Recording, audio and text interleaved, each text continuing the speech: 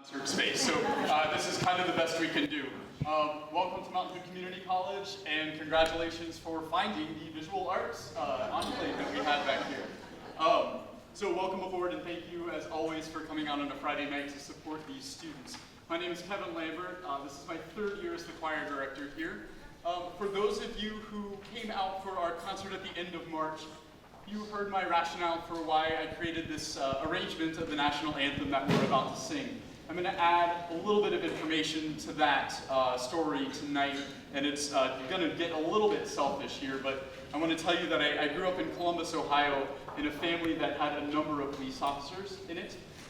There is that little phenomenon out there where people who become police officers oftentimes do so because they had other officers in that family, or in their family, and that happened in my family actually multiple times.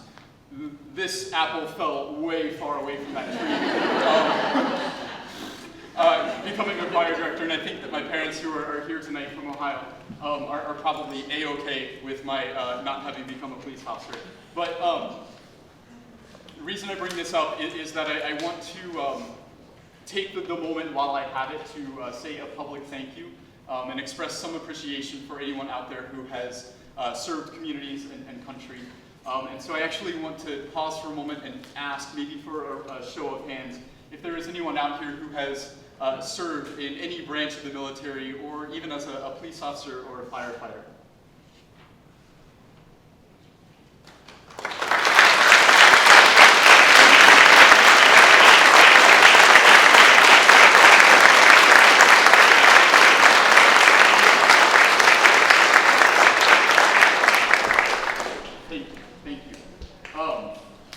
Tonight we are starting with this arrangement of the national anthem, and especially on this evening with where we are, I do want to take this opportunity to dedicate this performance of the national anthem to all of you who have served, and especially to my mother, who is a retired police officer.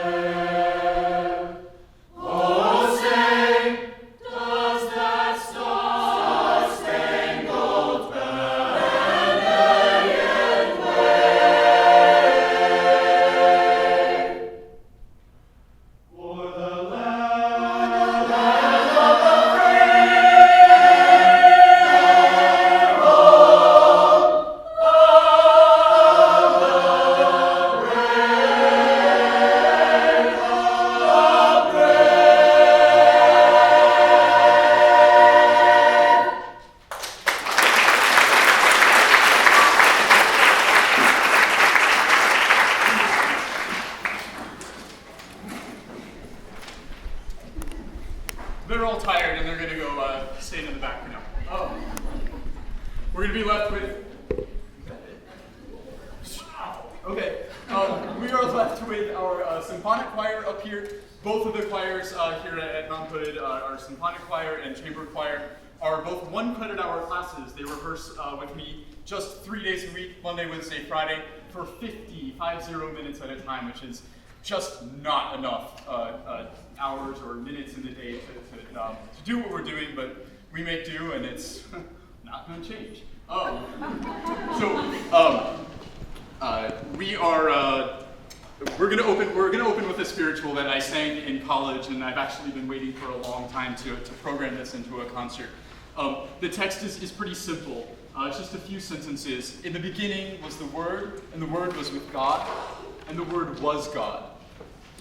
There are a couple more sentences that will come throughout this, but there's a really funny thing that happens in this particular arrangement of the spiritual.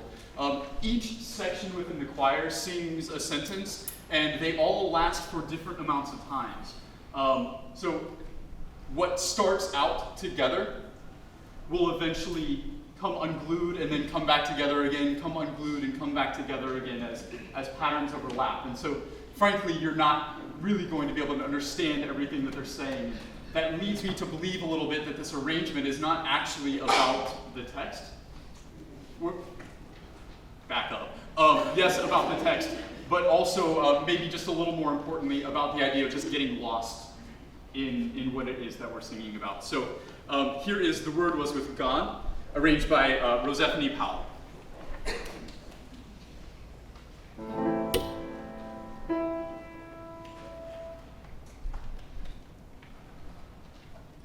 In the beginning was the Word, and the Word was with God, and the Word was God. The same was in the beginning with God. In the beginning was the Word, and the Word was with God, and the Word was God. The same was in the beginning with God. In the beginning was the same was in the beginning with God, and the Word was God. The same was in the beginning with God, and the Word was God. And the same was in the beginning with God, and the Word was God. The same was in the beginning with God, and the Word was God. The same was in the beginning with God, and the Word was God. all things were made, that have been made. Nothing was made, has not made. All things were made, that have been made. Nothing was made, He has not made. All things were made by Him, all things were made by Him. In the beginning was the Word, and the Word was with God, and the Word was God. In the beginning was the Word, and the Word was with God, and the Word was God. In the beginning was the Word, and the Word was with God, and the Word was God. In the beginning was the Word, and the Word was with God, and the Word was God. In the beginning was the Word, and the Word was with God, and the Word was God. In the beginning was the Word, and the Word was with God, and the Word was God.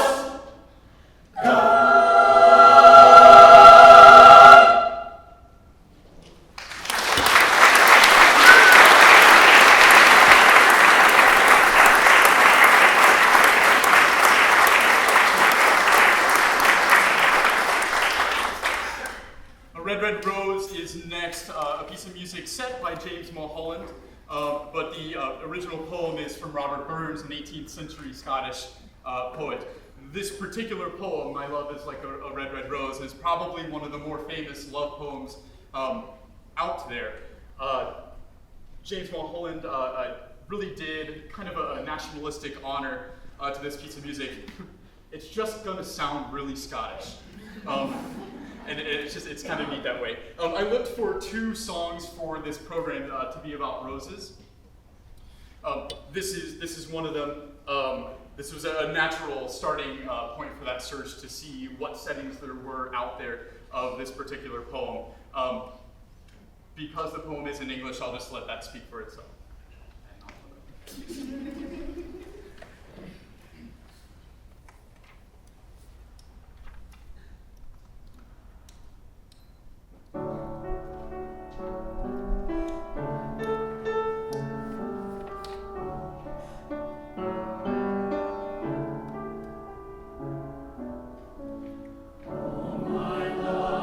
Like a red, red rose, as soon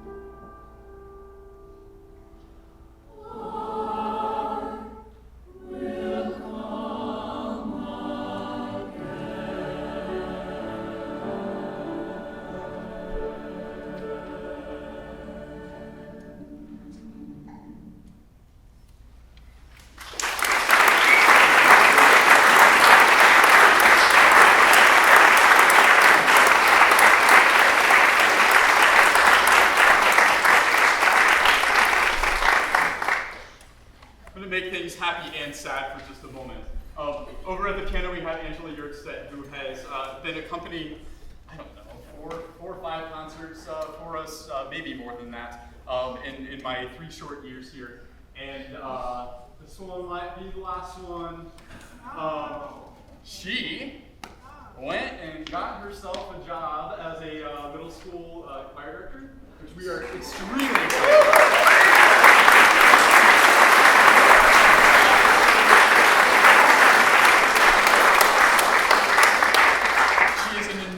Blessing to have had around here, and our students love her, and I'm beyond grateful for the work that you've done. Thank you so much.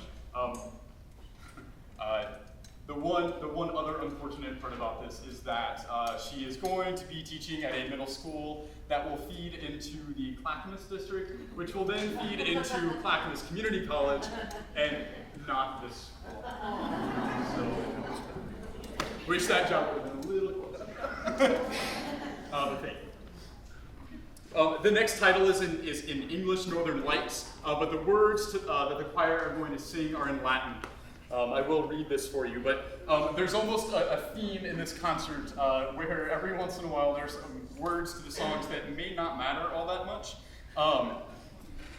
This one is from the Norwegian composer Ole Gjello, if you were wondering how to pronounce that on the program, Ole Gjello. He chose a Latin text that at first seems religious. You will hear the word Jerusalem.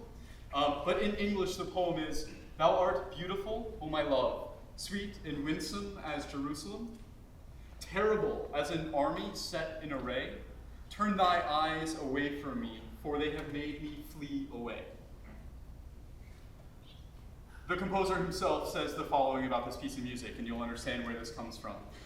Looking out from the attic window that Christmas in Oslo, over a wintry lake under the stars, I was thinking about how this terrible beauty is so profoundly reflected in the northern lights, or aurora borealis, which, having grown up in the southern part of the country, I have only seen once or twice in my life.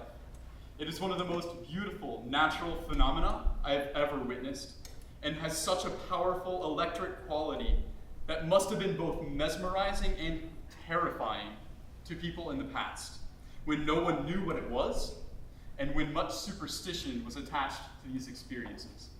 So if you can take yourself back before we knew what we know today, and see something that magnificent in the sky, and quite frankly, how beautiful and how terrifying it must have been, that is the inspiration for Northern Lights.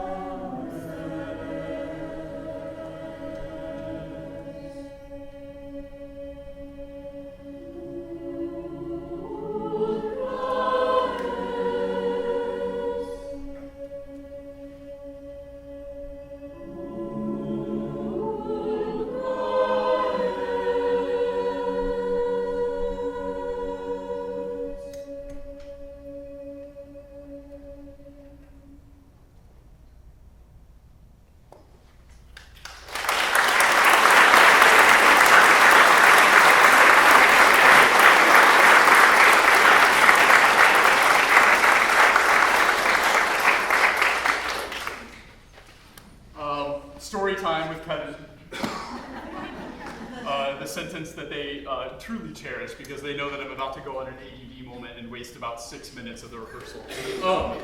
I did my undergraduate degree at Miami University in Oxford, Ohio, and my family still kind of wonders and jokes about when I was headed down to this school that is in the middle of nowhere with cornfields around it for a half an hour in any direction, what kind of musical experiences was I gonna end up with? And believe it or not, in that experience of those 5 years,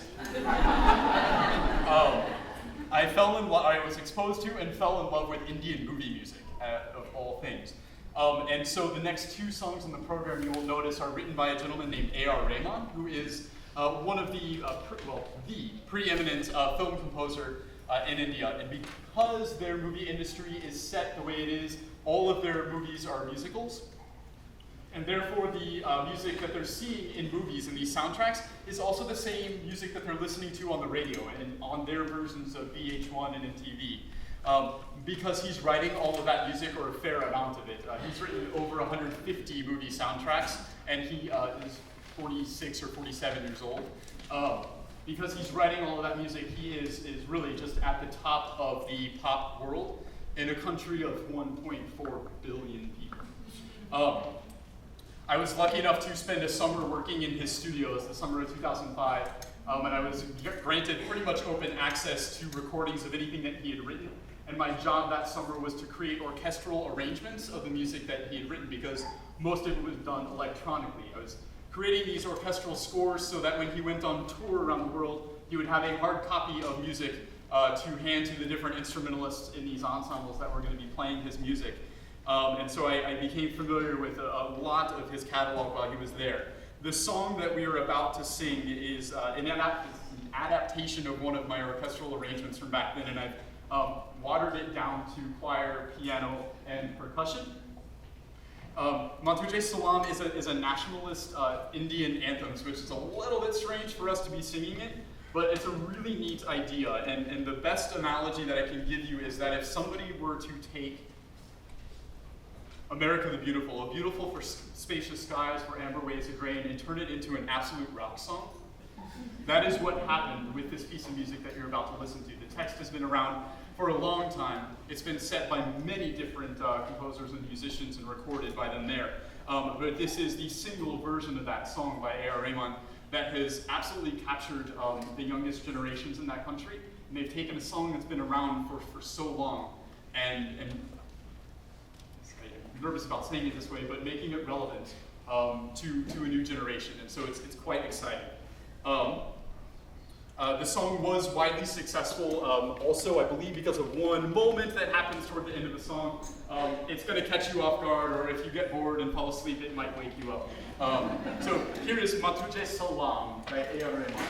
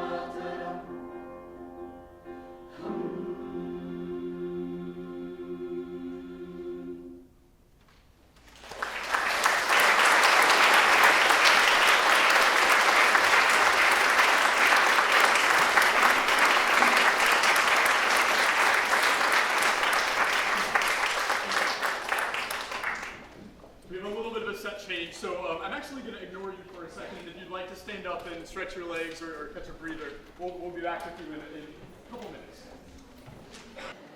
We'll bring this back together, and I'm going to have to say a couple of things about this next song. I want to exercise caution regarding the next piece of music and to treat it with a level of sensitivity here. There are some serious problems in the world right now, and your ear is going to tell you that this next song borders on some of those issues that we're dealing with. Quite frankly, this next piece of music is going to sound like a Muslim call to worship, and I just want to tell you the history of this song. It is not used in any, or would not be used in any worship service. This was actually written in 2004 by the same Indian gentleman, film composer A.R. Rahman, written in 2004 for a documentary film called Bose, the Forgotten Hero. It's about an Indian independence leader in their fight for freedom from British rule. That leader was Subhash Chandra Bose. And the music itself is meant to reflect a musical chant that dates back a very long time to the practice of whirling dervishes. Sufi Muslim musicians who engaged in a dance that would be set to music that would just speed up and speed up continuously in order to create a kind of trance-like state where that was the moment where they truly felt like they were communing with the divine.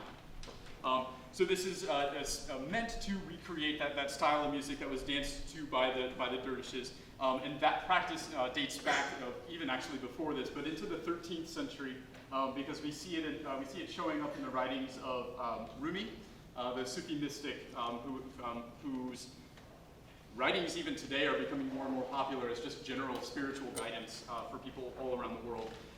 So that's what you're going to hear in this piece of music. It's essentially one chant that will speed up more and more and more. We are not going to do any dancing, just probably for the best for everyone.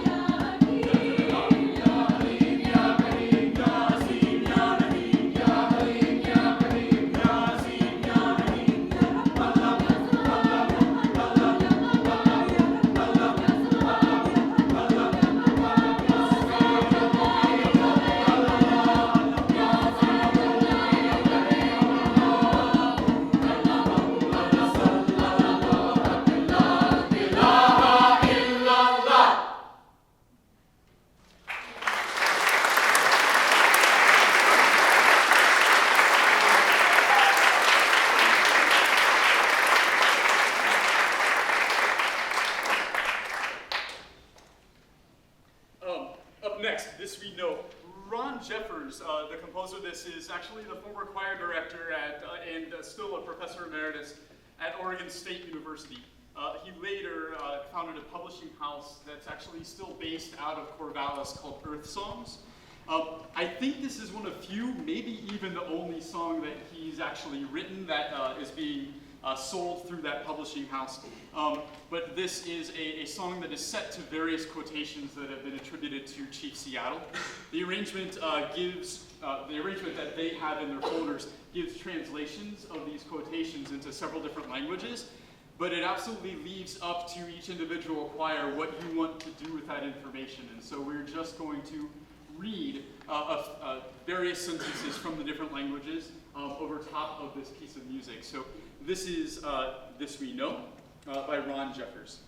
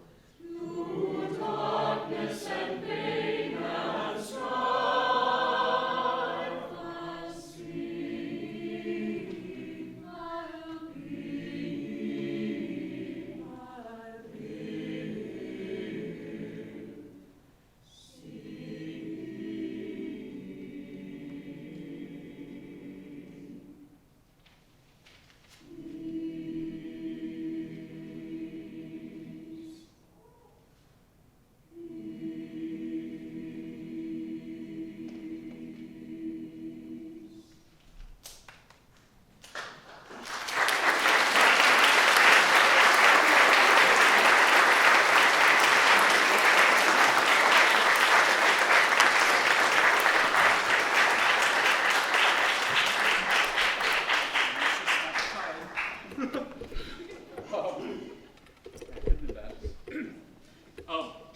Une Souffle is a song by Morton Lauritsen. He's a native Oregonian and is currently, yeah, Oregon. Why did you not all do that, right? This particular piece of music comes from the longer set that some of you might be familiar with, Hero des Chansons de Rose, which is a set of 5 movements that are all based on different poems about a rose. And so this is the other of those pieces of music that I was looking for to include in this concert. This one is in French, shock.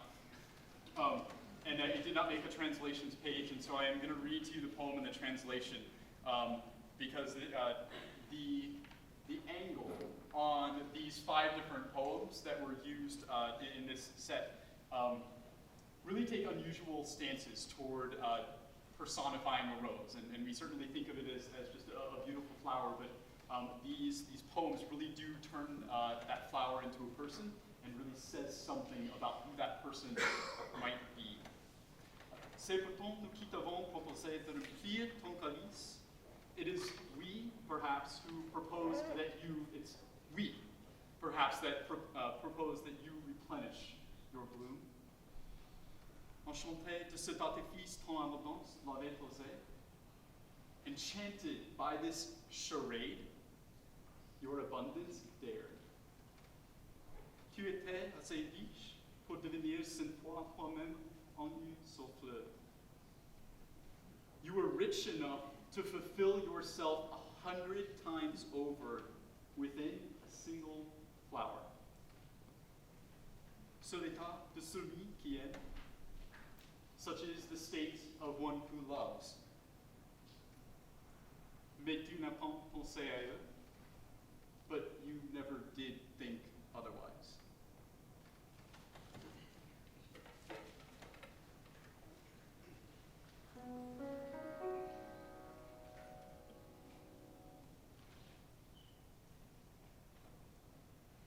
C'est pourtant nous qui t'avons proposé de remplir ton calice. Enchanté de cet artifice, ton abondance l'avait osé. Mais tu n'as pas pensé ailleurs, mais tu n'as pas pensé ailleurs. C'est pourtant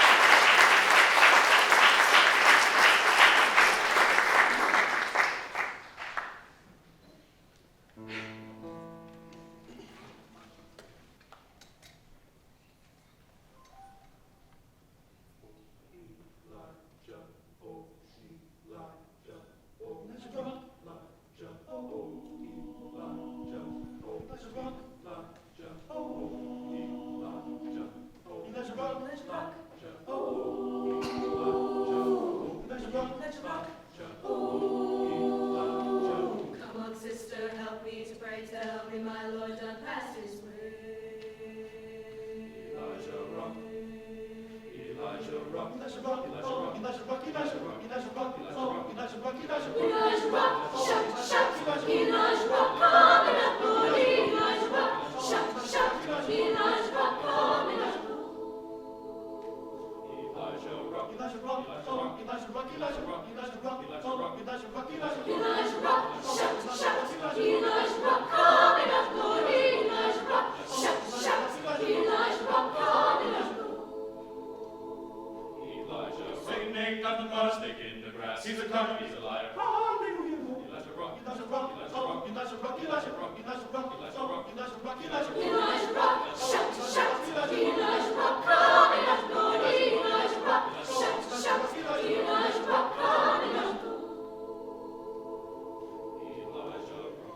If I could, I surely would stand on the rock where Moses stood. If I could, I surely would stand on the rock where Moses stood. Elijah rock, oh, Elijah rock, Elijah rock, Elijah rock, oh, Elijah rock, Elijah rock, Elijah rock, oh, Elijah rock, Elijah rock, Elijah rock, Elijah rock, oh, Elijah rock, Elijah rock, Elijah rock, Elijah rock, Elijah rock, Elijah rock, Elijah rock, Elijah rock, Elijah rock.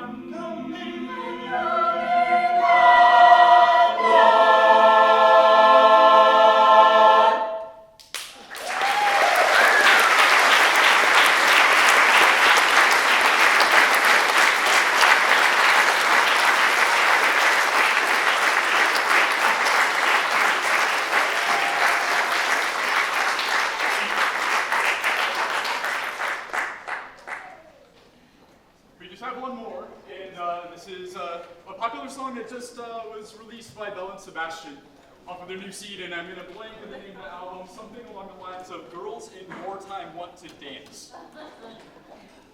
This is the first song off of that album. And I want to say that a lot of it was written as kind of an introspective look at one of the band members' lives, dealing with some kind of physical impairment that left some traces of depression and some, just physical harm. And I struggle with the poem here to figure out what all references. Some of them are pretty on the nose in terms of the references that are made in here, but to me, it quite seriously just boils down to the last two lines of the entire song, which are something like,